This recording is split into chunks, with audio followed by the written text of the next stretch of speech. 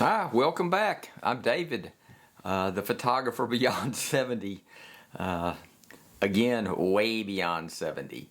The purpose of this YouTube channel is really to document my change from the Fuji system and Nikon systems to the Canon system, and showing that at 77, it's still not too late to learn a new system. I am a professional photographer, and I shot professionally with all the previous brands that I mentioned. The only reason I left Fuji, first of all, it's just that crazy little thing where you want to change systems, but mainly it was because I was having trouble with the focus on the XH2 and XH2S, and that was a result of some bad firmware updates that they provided us, and then they didn't do anything about it. I don't know if they have yet. I'm starting to see, I was one of the early ones to start complaining about it to other people, and now I see it's all over the internet, YouTube channels, whatever. But I digress. I moved into the Canon R6 Mark II. Absolutely love it. The more I work with it, the more I see what a fabulous professional and a tool just to have fun with as a photographer. I've started out like I always do, being real conservative on the lenses that I use with this camera. I didn't want to invest into a lot of money till I saw what I wanted, and I started out with just their basic, none of these are L lenses, with their basic 16 millimeter f2.8, their 28 millimeter f2.8, their 50 millimeter f1.8, and then the last one I picked up is the RF 85 f2. None of these are like what you would call their top tier professional grade lenses, but at this point I can't say enough about them. I'm not a big zoom guy. I like to move around. I shoot events, I shoot concerts, I do portrait photography. I don't do sports or landscape or city, street photography, except for fun. I enjoy getting out and doing that, but I'm not going to invest a lot of money in lenses that are required to shoot those kind of activities professionally. So far, these lenses have performed. I've shown you all some results of photos that I've taken at events over the last few weeks. I think I even threw in a few real estate photos, which I do real estate. I do it for money, and I'm not ashamed. It's not real artistic or anything, but I get jobs because I do a good job with it, so I'm proud of that.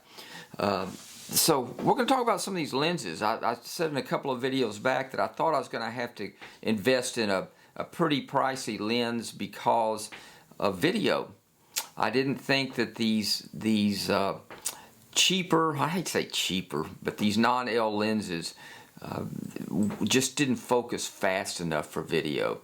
I stand corrected. I'm just learning more and more about the camera, and they're doing quite well at handling this video thing. But I just wanted to go over and tell you one of the lenses that I've really enjoyed using, and was quite surprised how well it renders images, how sharp it is, and how quick the focus is. And that's this 85. I always mark these because I don't use much more than primes. I like to keep my primes marked and identified in my bag so I can reach them real quickly. But it's 85 millimeters. I happen to get a aftermarket hood for it. They don't come with their own hood. That's reserved for the L lenses, premium. But some of the buttons on the side, which you can set it for manual focus or autofocus. It's got image stabilization, which is fantastic. You can get it so it'll focus from 0.5 meters to infinity, and then you have some other settings in between there for you to use. Again, it has no little rubber weather sealer on it. It's not a big issue for me. Again, like I said, I don't do a lot of outdoor stuff. I take that back. I do concerts and things. But I can always find shelter. It's not like I've got to get that shot in the pouring down rain, or if the soccer team's playing in rain, or anything like that. But the lens overall, I'm going to actually just read some of the specs because I am not a spec guy.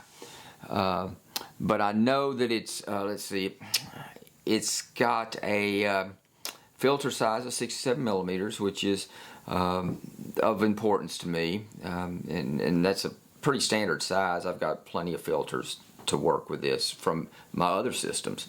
It's got 9 aperture blades, and what that amounts to is you know, how much of a bokeh ball you're going to get. And a lot of people, that's real important. With me, it's not so important. It is a macro lens, sorta, kinda. It's got a minimum focusing distance of 1.4 feet, so you can get on in there, and it focuses pretty well at that. I've got a photo that we're going to look at here in just a minute with the thing, but couldn't be happier.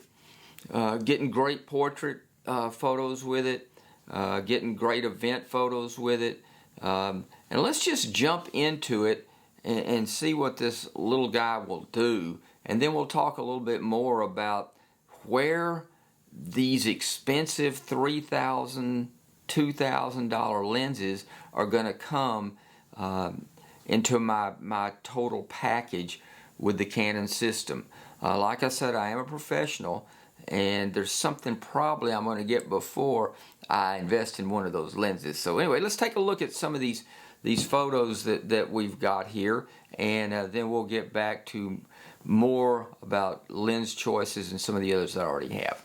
A lot of these are just examples of what this lens can do. On this first one, again, it's the 85 millimeter. I shot it at f4. The ISO on this one is at 160, and I did it at 1/320th of a second shutter speed. You can see that at f4 I still got a nice fall off. That's one of the performers that's kind of blurry behind the subject of the little flowers there, and it was in a concrete type amphitheater that they converted from some old, looked like some wartime structure, but it was a great place for a venue. The second one is one of the venue people that just kept this thing moving so smoothly. Her name is Stephanie. She's a big part of the Sleepy Cat family that put this thing on and keeps that label growing.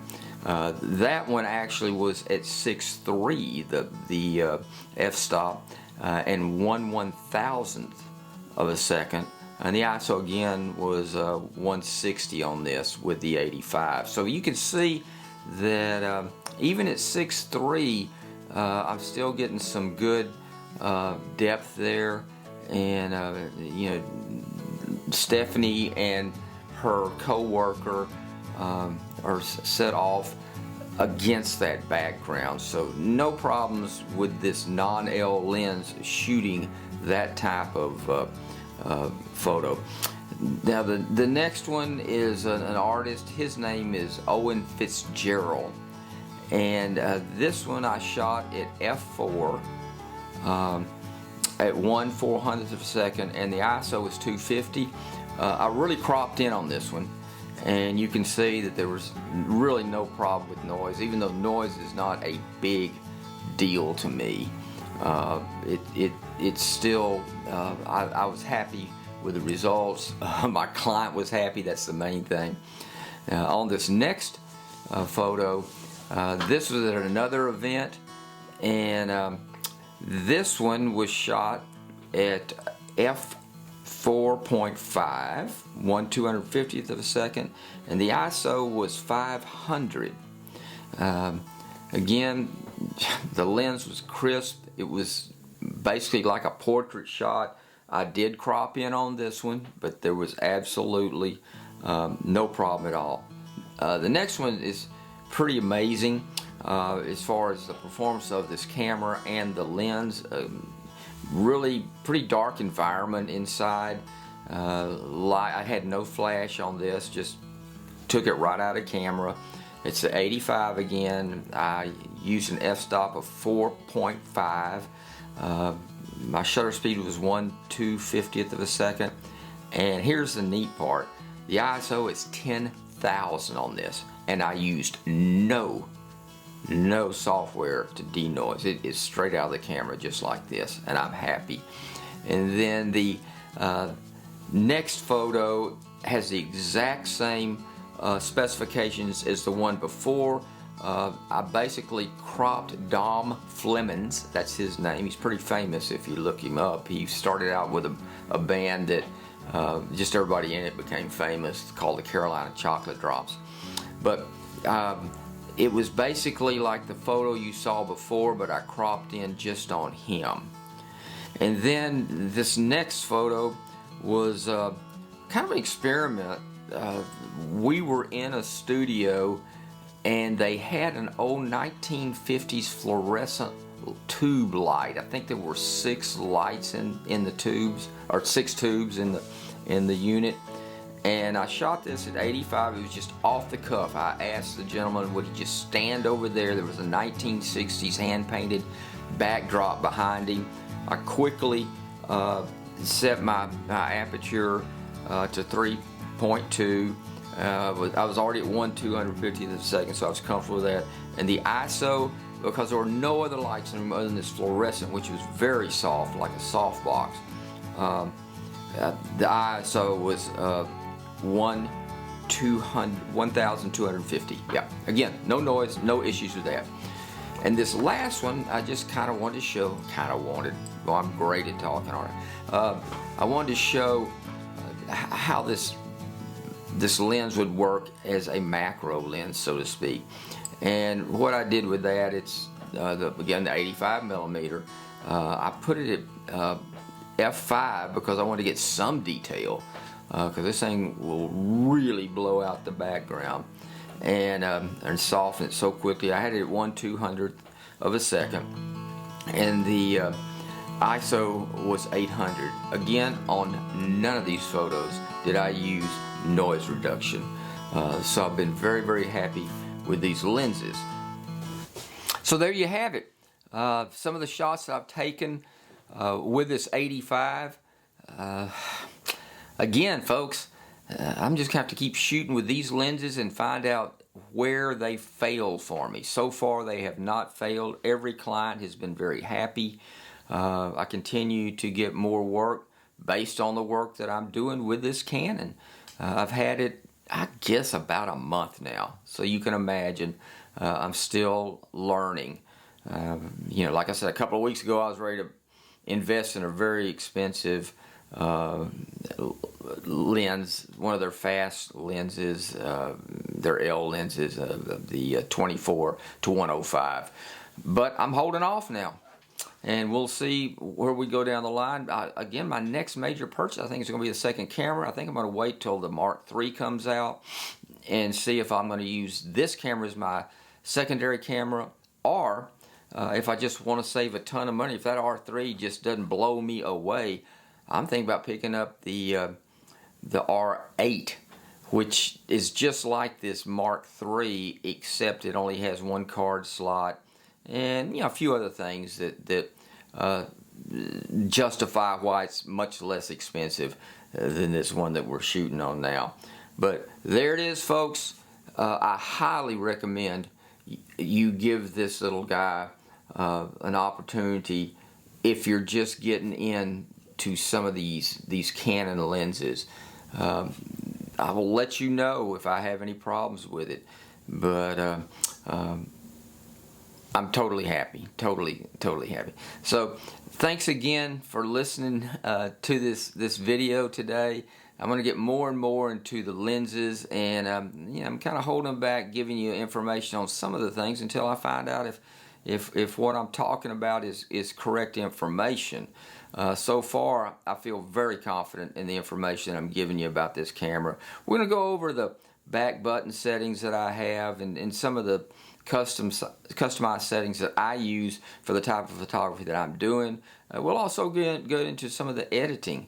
I try not to do a whole lot of heavy-duty editing. I do have a look that I know how to get very quickly, and I'll show you how I do that. Right now, most of these photos have been straight out of camera.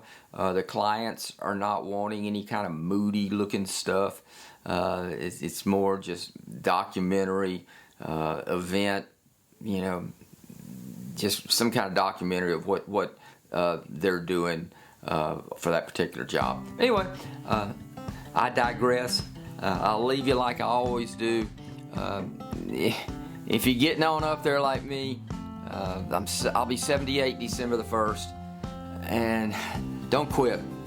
Don't quit. I mean, if you're tired, make yourself get up and walk around. If you haven't done any exercise at all, for us old folks, just getting up and down is pretty good exercise. Just have an excuse, throw your keys on the floor and get down and pick them up. That's pretty good for us. I know for you guys that are hitting the gym every day, that sounds ridiculous, but for us older folks, any kind of movement is good for us. Be aware of what you eat, be good to people around you, and help your other fellow photographers. A lot of times when I get out to these events, some of my best times are spent just talking to other camera nerds about our photography and our passion for it. Anyway, I'll hopefully have another video for you real quickly here, and until next time, stay happy.